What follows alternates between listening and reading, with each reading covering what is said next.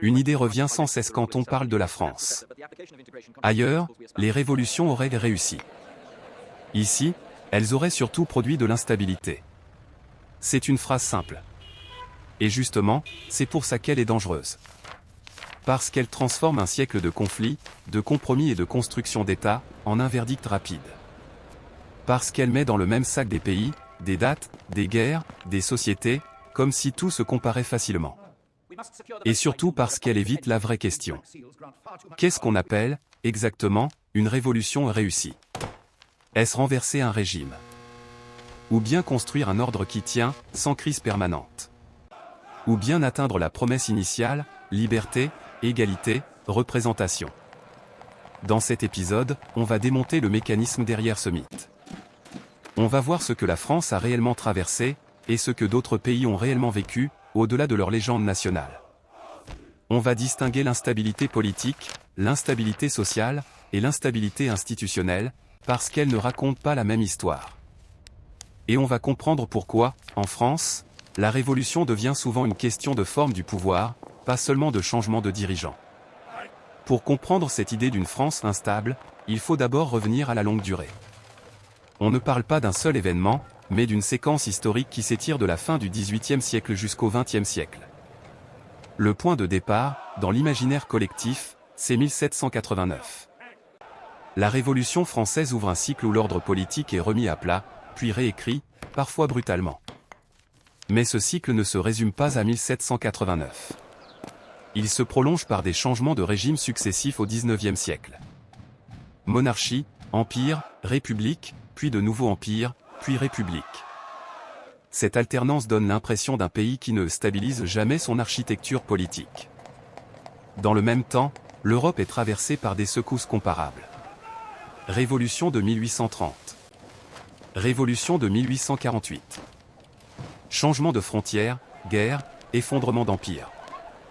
Autrement dit, le continent n'est pas un espace de stabilité tranquille dont la France serait l'exception.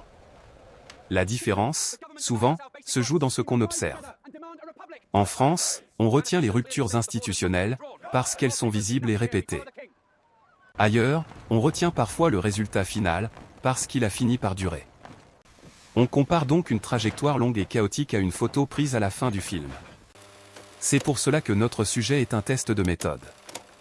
Il faut préciser ce qu'on mesure quand on dit réussite. Il faut distinguer la chute d'un régime, la construction d'un État durable, et la pacification d'un conflit social. Et il faut replacer la France dans une chronologie européenne où la guerre, la pression extérieure et les crises économiques pèsent lourdement sur la solidité des régimes. À partir de là, on peut poser le cadre central de l'épisode. Le vrai débat n'est pas de savoir si la France rate ses révolutions. Le vrai débat est de comprendre pourquoi, en France, la question révolutionnaire devient si souvent une question de forme du pouvoir et de légitimité. Avant même d'être une question de politique publique. La première cause profonde, c'est le piège du mot « révolution ». En France, il ne désigne pas seulement un changement de gouvernement. Il désigne une refondation de la légitimité. Et quand la légitimité change, tout le reste devient négociable, la loi, les institutions, les symboles, et même la définition de la souveraineté. La deuxième cause profonde, c'est la tension entre deux promesses incompatibles en période de crise. La promesse de représentation et la promesse d'efficacité. Quand le pays a peur du désordre, la demande d'efficacité monte, et la tentation d'un pouvoir exécutif fort devient plus acceptable. Quand le pays a peur de l'arbitraire, la demande de représentation monte, et la méfiance envers l'exécutif devient plus forte. Cette oscillation n'est pas un défaut moral. C'est une mécanique politique. La troisième cause profonde, c'est la centralité de l'État dans l'histoire française. En France, l'État n'est pas seulement un arbitre. Il est un acteur majeur de l'unification du territoire, de l'administration, de l'école, de la fiscalité, et de l'ordre public. Donc quand l'État vacille, ce n'est pas seulement le sommet qui tremble. C'est tout l'édifice social qui perd ses repères. Dans un pays où l'État est la colonne vertébrale, une crise politique ressemble vite à une crise existentielle. La quatrième cause profonde, c'est le poids du conflit, interne et externe, sur les débuts révolutionnaires. Une révolution n'a presque jamais le luxe de la paix. Elle doit gouverner pendant que ses ennemis s'organisent. Elle doit financer pendant que l'économie se dérègle. Elle doit pacifier pendant que la société se fracture. Et plus la menace est forte, plus les décisions d'urgence deviennent la norme. Or l'urgence fabrique des institutions exceptionnelles. Et les institutions exceptionnelles laissent des cicatrices. La cinquième cause profonde, c'est la difficulté à produire un consensus durable sur la source ultime de l'autorité. Est-ce la nation exprimée par une assemblée? Est-ce le peuple exprimé par un chef?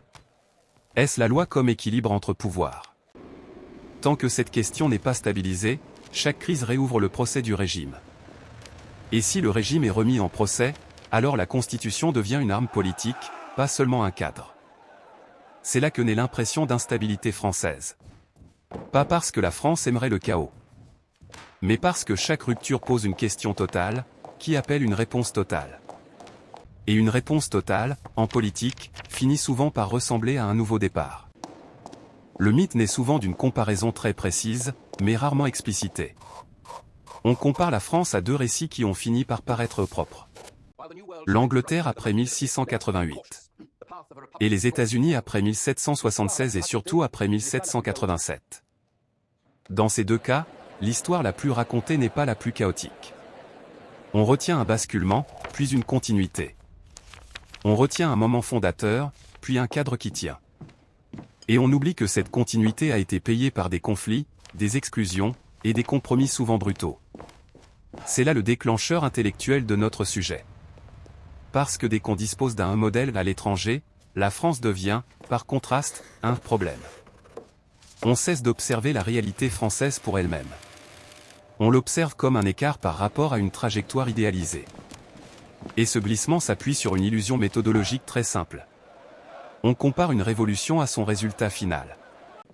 Mais on compare la France à sa période la plus turbulente. Autrement dit, on compare la fin d'un film chez les autres au milieu du film en France. L'étincelle, ce n'est donc pas un événement unique. C'est une manière de raconter. Une manière de transformer des trajectoires longues en verdicts rapides. Et une manière de confondre la stabilité d'un texte constitutionnel avec la stabilité d'une société. Car la question centrale revient. De quoi parle-t-on quand on dit réussite? Parle-t-on de la capacité à éviter les changements de régime? Ou parle-t-on de la capacité à absorber les conflits sans imploser? Ou parle-t-on de la capacité à tenir une promesse politique dans la durée? Si on adopte la première définition, la France paraît instable, presque par construction. Si on adopte la deuxième, l'image devient plus complexe. Et si on adopte la troisième, alors même les cas réussis ailleurs se fissurent, parce que toute révolution trahit une partie de sa promesse. C'est pour ça qu'on doit maintenant entrer dans le concret. Non pas pour réciter une chronologie, mais pour montrer comment, en France, une crise politique se transforme plus facilement en crise de régime. Et comment, ailleurs, certaines crises ont été absorbées sans changer le nom du régime, tout en laissant parfois des fractures profondes. Première scène française. Une révolution qui doit gouverner en même temps qu'elle se défend. Dès 1789, le pouvoir bascule, mais l'État doit continuer à fonctionner, lever des impôts, nourrir les villes, maintenir l'ordre. Et répondre à la peur. Très vite, la révolution n'est plus seulement une réforme. Elle devient une guerre de légitimité. Qui représente vraiment la nation? Et qui a le droit de décider, au nom de qui? Quand cette question s'enflamme, les institutions deviennent instables parce qu'elles ne sont plus neutres. Elles deviennent des armes. Une assemblée peut apparaître comme la voix du peuple, mais aussi comme une menace pour la survie du pays. Un exécutif peut apparaître comme une garantie d'efficacité, mais aussi comme le retour masqué de l'arbitraire. Et ce soupçon permanent pousse à réécrire les règles, à réorganiser les pouvoirs, à chercher un équilibre qui se dérobe. Deuxième scène française. Le 19e siècle comme laboratoire de régime. Ce n'est pas seulement on change souvent. C'est on cherche la formule. Monarchie constitutionnelle, république, empire, retour monarchique, puis encore une république. À chaque bascule, on ne change pas seulement de chef. On change le principe de légitimité. On change la manière de fabriquer la loi. On change la relation entre Paris et le pays. Et comme l'État est central, chaque changement est ressenti jusque dans l'administration, l'école, l'ordre public. Troisième scène française. Le XXe siècle prouve que la stabilité n'est pas une question de tempérament national, mais de design institutionnel sous stress.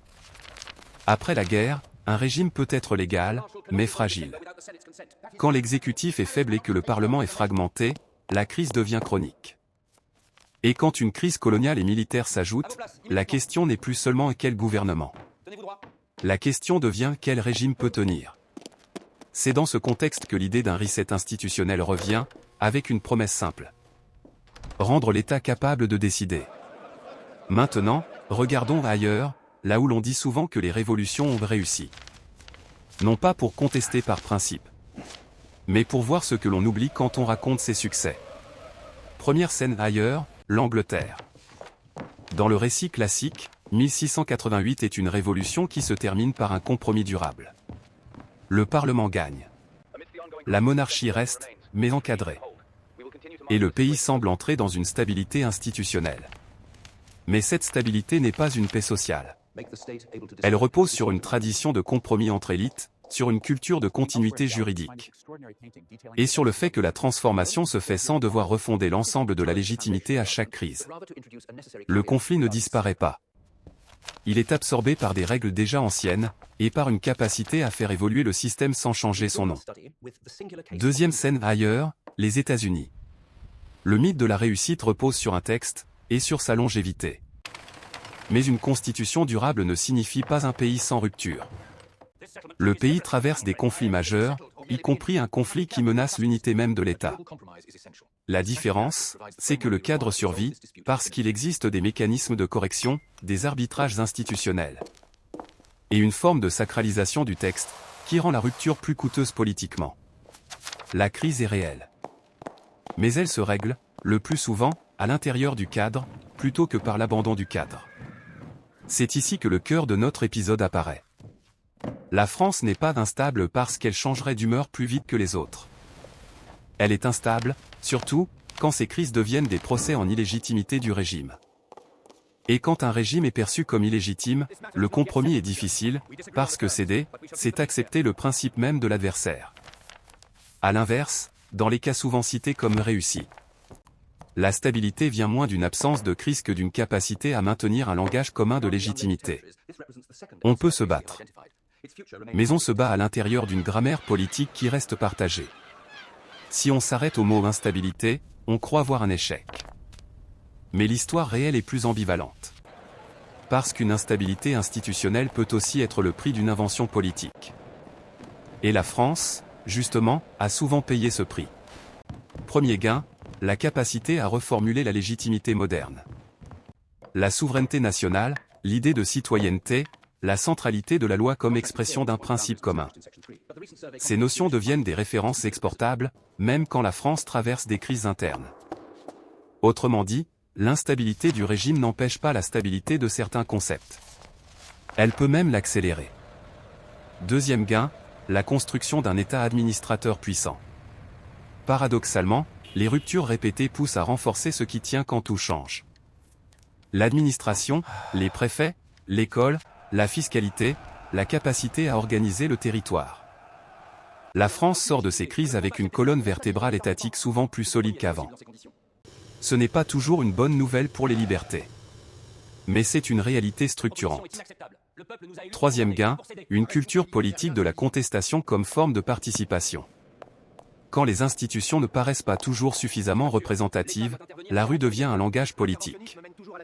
Cela peut produire des avancées.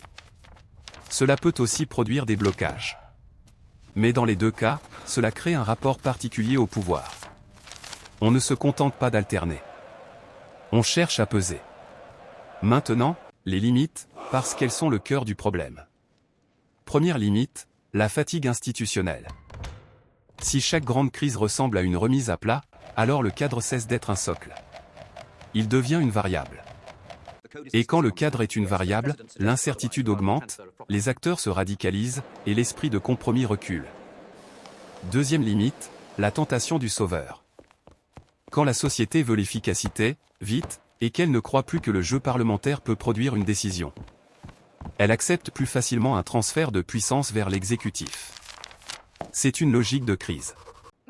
Et une logique de crise, même si elle résout un blocage, laisse toujours une question derrière elle. Quelle part du pouvoir est rendue ensuite? Et à qui? Troisième limite, le coût social des ruptures. Les révolutions et les refondations ne se font pas seulement dans les textes. Elles se font dans la peur, dans la polarisation, dans la violence politique, dans les exclusions, et parfois dans la répression. Une révolution peut réussir institutionnellement, et laisser une société fracturée. C'est vrai en France. Et c'est vrai ailleurs. C'est là que le mythe survit. Parce qu'il simplifie. Il offre une lecture confortable. La France serait un pays qui s'agite, pendant que les autres avancent calmement. Or la réalité est moins morale et plus mécanique. Certains pays ont rendu le changement moins visible, en le faisant par ajustement. D'autres ont payé l'instabilité sous d'autres formes, guerre civile, coup d'État, autoritarisme, répression. Sans forcément changer autant de constitutions. Et la France, elle, a souvent rendu ses crises visibles au niveau le plus symbolique. La forme du régime. À ce stade, on peut formuler la limite ultime du mythe. Il confond la stabilité d'une étiquette avec la stabilité d'un système. Un pays peut garder le même nom institutionnel et traverser des tempêtes profondes. Un autre peut changer de régime et, malgré cela, construire progressivement un État plus cohérent. Alors, révolution réussie ailleurs, instable en France. Mythe ou réalité? La réponse honnête, c'est les deux. Mais pas dans le sens qu'on croit. C'est un mythe, parce que ailleurs n'est pas un bloc. Parce qu'on sélectionne quelques trajectoires qui finissent bien, et on les transforme en normes. Parce qu'on confond la stabilité d'un récit national avec la stabilité réelle d'une société. Et parce qu'on compare souvent la France au moment le plus tumultueux de son histoire, tandis qu'on compare les autres à leur résultat final. C'est une réalité, parce que la France a connu une instabilité institutionnelle plus visible et plus répétée que certains cas emblématiques. Parce qu'elle a davantage basculé d'un principe de légitimité à un autre, au lieu de simplement ajuster le même cadre. Parce que ces crises ont souvent pris la forme d'un procès du régime lui-même. Et parce que dans un pays où l'État est la colonne vertébrale, touché au sommet, c'est souvent touché à tout l'édifice. Mais la conclusion la plus importante n'est pas « la France échoue ». La conclusion, c'est que la France a longtemps traité ces crises comme des questions de fondation. Qui décide? Au nom de qui? Et avec quel type de pouvoir? Quand cette question n'a pas de réponse partagée, la politique devient une bataille de légitimité.